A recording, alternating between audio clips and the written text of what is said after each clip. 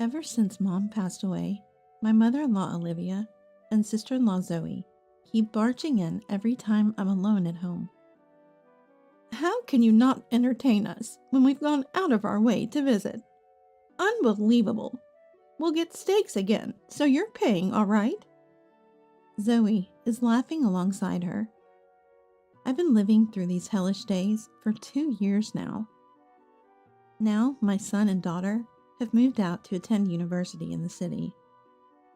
Then one day, with just my husband and me at home, Matthew dropped a bombshell. Next week, my parents and sister's family are moving in, so clear out your room. And to top it off, Matthew says I'm in the way and should leave. The house was originally my family home, and now he's telling me to leave? Unforgivable. I decided without hesitation to take certain steps. Then I'll just clear out the house. Matthew smirked maliciously when I said that. Oblivious Matthew left for a business trip. I immediately made the necessary calls for the plans I had in place. Before Matthew returned, I had everything arranged and left the house. I can imagine Matthew's shocked face when he comes back. My name is Mia, a 48-year-old housewife living in my family home since getting married. After graduating high school, I went to college in Boston and worked there, spending my entire single life in Boston. However, on a rare visit back to the countryside, I ended up attending a local revitalization party. I had no intention of returning to the countryside, but I was forcibly dragged there by the people around me. I, being someone who can't say no when asked, reluctantly went. The local men, not often lucky in love, were desperate. Everywhere I looked, their eyes were gleaming with eagerness. Overwhelmed, I decided just to wait it out. That's when I noticed a man sitting quietly beside me. My future husband, Matthew. I was bored alone, so I shared some food with him. In return, as a thank you, he brought food to me, saying, I was gradually drawn to Matthew, a man of few words, but earnest. After all, I had no boyfriend back in Boston, nor was I in a particularly responsible position at work. Around that time, Dad had passed away, and with no siblings, Mom was living alone in the family home. Feeling tired of the city life, I started to think it wouldn't be so bad to marry and settle down in my hometown. So I married Matthew, and we began our life in my family home. Since my sister-in-law Zoe and her husband were living in the in-laws' house, Matthew was more than happy to live with my mom. We were blessed with 2 children, a son and a daughter, and our marriage seemed to be going well. However, after Mom passed away and the kids moved out to become independent, I faced a terrible ordeal. Matthew, always quiet, remained mostly silent even after marriage. He didn't involve himself much in parenting. He might be called a calm type of husband. As an only child, I was close to Mom and consulted her about everything. So I think I managed to raise my children the way I wanted with her help. But everything changed right after Mom died. Mom loved taking care of the family and lost her spirit quickly after the kids left for college in the city. Then she passed away not long after. I thought Matthew and I would spend our time together peacefully, but after Mom's death, Matthew changed, as if he became a different person. The once quiet Matthew started calling me you in a disrespectful way and became rude. Lay about. If you've got time, make some coffee, he'd say, lounging in the living room, bossing me around. He never used to lie down outside the bedroom, so what's happened to him? Maybe he was being considerate to my mom when she was alive. But now, he's turned arrogant. Unlike anything I've seen, even as his wife. Maybe he's relaxing now that he no longer has to mind Mom. But such a drastic change is shocking to me. Our children, who occasionally come home, are astonished at Matthew's transformation. Moreover, even when the kids are home, Matthew sticks to the TV, refusing to leave the living room. If the kids try to change the channel, "Get out of the way, go somewhere else," he snaps. This really upsets them. Since Mom and I raised them, they feel uncomfortable with Dad, Matthew, dominating the place. So the children, initially returning on long weekends, now come only during the year-end holidays. No matter the absence of in-laws, this attitude is too much. Unable to bear it anymore, I tried to subtly bring up Matthew's behavior.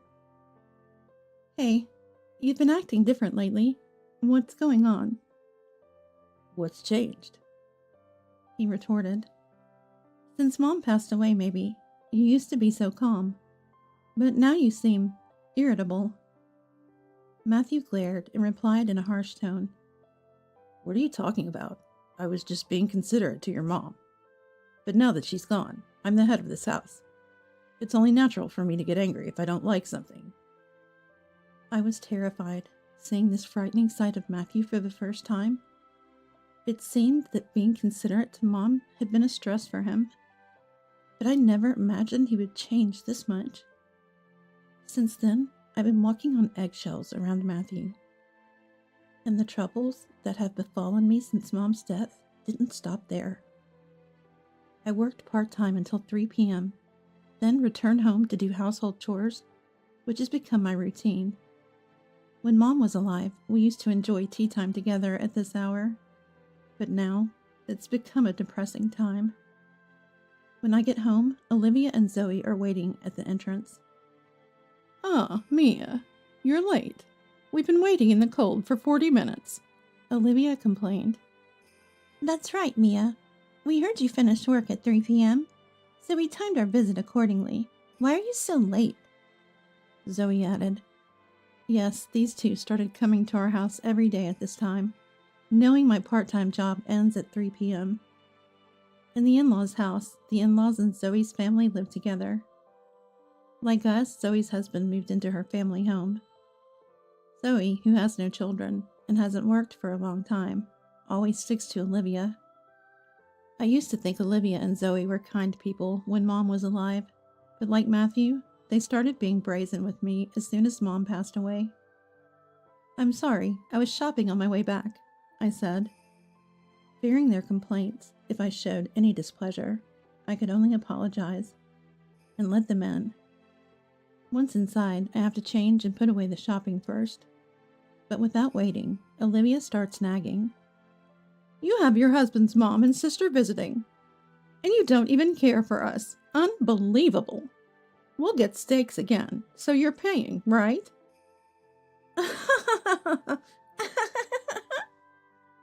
Zoe laughs along with her. Even though it's nearly 4 p.m., they insist on ordering steaks for delivery, and I always end up paying. I've been living through these hellish days for 2 years now. Of course, I had talked to Matthew about it, but he never took my side. "Mom and your sister think they're being considerate, believing you're lonely after losing your mom. Complaining would be bad karma." "But they always eat steaks, and I'm always the one paying. It's causing a monthly deficit." "Just manage your finances better. It's not enough. Find a part-time job that pays more. You always cared for your own parents, but seem cold to my family." His words left me speechless. I don't want to quit my current part-time job because the people are nice. And it's not like I've neglected the in-laws' house. I've always shown up for family gatherings and took things over for Thanksgiving. Olivia and Zoe used to be so kind whenever I visited. Why did they change so suddenly after Mom died? I was lost on what to do next, and my stress kept building. During these days of suffering, something shocking happened. One night, Matthew came home from work and announced something unbelievable. "Next week, my parents and sister's family are moving in, so clear out your room." What? Why so sudden? I was panicked by the abrupt news. "It's exactly as I said. Everyone's moving in this Saturday, so hurry up. Saturday was only 3 days away. Matthew had decided the significant matter without consulting me, just discussing it with his family. Wait, you can't just decide that. This house originally belongs to my family. Shut up. Regardless of its origins, I'm the head of this house now. I decide everything. No complaints. His harsh words stunned me, and I dropped the plate I was washing. It shattered on the floor. Clumsy idiot. That's why I've grown tired of being with you. What do you mean by that? His words piqued my interest, and he replied with a sneer. I'll be clear. Mom and my sister like this house and want to live here, but they hate you. I also don't like being with you, so you're in the way and should leave. That's ridiculous. Yeah, and like I said, clear out your stuff. I'll be on a business trip for the next 3 days, so finish it before I return. Furious at Matthew's cruel treatment, I made up my mind to take certain steps. Then I'll clear out the house. Matthew smirked maliciously at my response. Oh, I thought you'd throw a bigger fit. Surprisingly obedient. He seemed pleased, thinking everything was going his way, unaware that he'd regret his actions in just 3 days. The next day, oblivious Matthew left for his business trip. I immediately called to initiate the planned procedures. Before Matthew's return, I finished all the arrangements and left the house. I could picture Matthew's shocked face when he comes back. I headed to my daughter Madison's apartment in Boston, where she lives alone. I had contacted her 3 nights before. I've been waiting for you, Mom. Did you finish the procedures? Yes, everything's perfect. Sorry for suddenly imposing on you like this. It's okay, but Dad's awful, isn't he? Kicking you out so suddenly? Yes, but I made sure to teach Dad a lesson before coming here. He's in for a surprise. I said, laughing with Madison. There was a reason I came to Madison's place. Late that night, as expected, Matthew called. What's this about? There's nothing left in the house. Where are the furniture and appliances? Oh, you told me to clear out all your stuff, you said. I meant for you to clear out the stuff in your room. I never said to clear out everything in the house. Indeed, clear out your room, Matthew initially said, but after telling me to leave, clear out all your stuff, he said. You wanted me out, right? So I disposed of all my furniture and appliances that I inherited from Mom. Now your family can move in without any worries. The procedures I undertook in these 3 days began with having the recycling company pick up the furniture and appliances I've been using. I had movers take out everything that belonged to the children, and what I still needed to Madison's apartment. I felt bad for inconveniencing Madison, but she was eager to get back at Matthew and helped me. After a long silence, Matthew spoke in a troubled voice. Actually, the part about my parents' and sister's family moving in was a lie. Both Mom and my sister are likely to get divorced. Oh, I see. So they're planning to take refuge with you. I replied as if I already knew. What? Aren't you surprised? Both might get divorced. Well, I knew that. Huh? Matthew sounded dumbfounded. I had already contacted my father-in-law Robert and my sister-in-law's husband Richard in these 3 days, so I was fully aware of the current situation of the in-laws. Actually, Richard is originally from Boston. He got interested in a community revitalization event in our area and decided to participate. There, he caught Zoe's eye, who pursued him one-sidedly, and even her mom Olivia pressured him into marriage. Then, at Olivia and Zoe's request, he moved into their family home. After marriage, Zoe, spoiled by her overly indulgent mother Olivia, had a free rein, causing a lot of trouble for Richard. Moreover, since Zoe started barging in every evening, she stopped cooking meals. Well, considering how much steak they ate in the evenings, it was expected. After 2 years of such a lifestyle, Get out! Robert, infuriated, shouted at Olivia and Zoe. I felt a sense of relief when I heard this story from Richard. Matthew had decided to let Olivia and Zoe move in with us after hearing they might be kicked out. Since they would only bring minimal luggage, the lack of furniture and appliances would be problematic.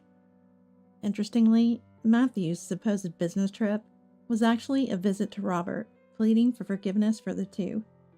But since Robert refused, Matthew ended up helping them pack their things. When I told Matthew everything I learned from Richard, What a cunning wife! I faintly heard from the other end of the phone. Apparently, Olivia was eavesdropping behind Matthew. Mia, what will you do about this? We can't live in a place with nothing. How could you secretly contact my husband? What a terrible woman you are. Zoe was there too. Oh, you all seem troubled. By the way, I also asked Richard to beg Robert for forgiveness. He said if they reflect on their actions overnight, they can return home tomorrow morning. Really? Zoe and Olivia seemed delighted, celebrating together. Mia, I take back what I said earlier. You're not so bad after all. Matthew sounded disappointed, having brought them home for nothing. Well, it's good for the two of them, but what about me? Can't you at least bring back the appliances? Oh, by the way, while clearing out everything, I also arranged to sell the house, so please leave soon. Hey! Matthew's voice rose in disbelief. I'm your husband. How can you treat me like this? Oh, weren't you trying to kick me, your wife, out? That's pretty terrible, too. Matthew fell silent, unable to respond. I added, Oh, right. Your things are still in the house. Check the small desk you use as a study. The divorce papers are in the drawer. I filled out my part. Just sign yours. I heard Matthew's footsteps heading to the back room. Opening the drawer, he muttered, These are divorce papers. Yes, just fill out your part and send them in, please. Don't be ridiculous. Why should I have to divorce? You wanted me to leave, right? That's the same as divorcing. Matthew must not have expected his actions to backfire this way. I thought he was silent, but then I heard crying. In a voice mixed with tears, he pleaded, Please, I was wrong. I'll treasure you from now on. Could you reconsider? I'm begging you, believe me. Matthew pleaded, but I couldn't forgive his misdeeds of prioritizing his relatives over me and trying to kick me out. It would have been fine to accept Olivia and Zoe being kicked out of their home, but he should have consulted me.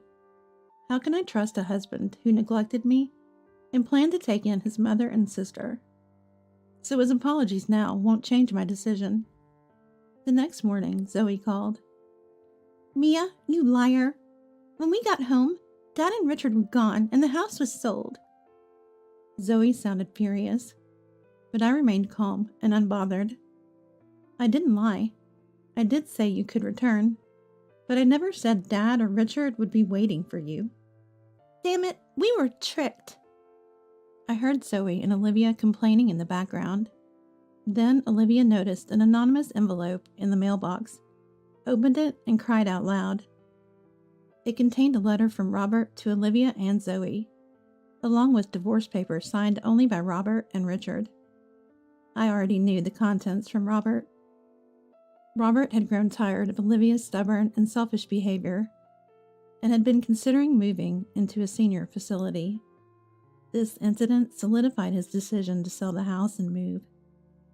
Richard also seemed to be returning to his family home in Boston to divorce the pampered Zoe. Mia, do something. We'll have nowhere to live. It's not my problem.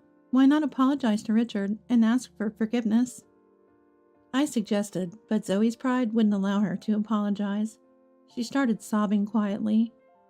Olivia trying to console her. Poor thing, she said.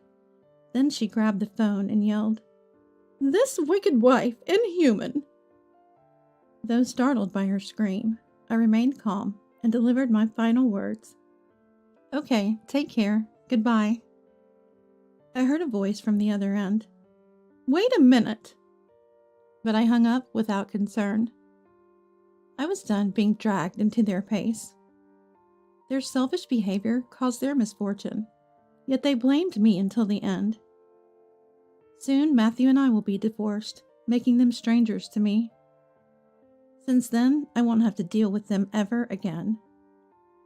Matthew hesitated to file the divorce papers, so I hired a lawyer and started legal proceedings. Finally, the court proceedings ended, and I was officially divorced from Matthew. Matthew demanded half of the proceeds from the house sale, claiming it as marital property, but it was ruled not to be, and his claim was denied. How can this be? I have nowhere to live now. How am I supposed to survive? Matthew was outraged at the court's decision and started yelling at me, but the judge stopped him. He looked utterly defeated, but I felt no sympathy for him. If only he had shown some regret for letting Olivia and Zoe intrude daily. Our marriage ended in the worst possible way. Matthew, now also divorced from Olivia and Zoe, was looking for a new place to live. In our rural area, there were no affordable business hotels or internet cafes. A local friend told me they were seen setting up cardboard boxes for shelter in a park. Initially, Matthew reached out. Help me. But those messages ceased. Maybe because his mobile phone service was stopped.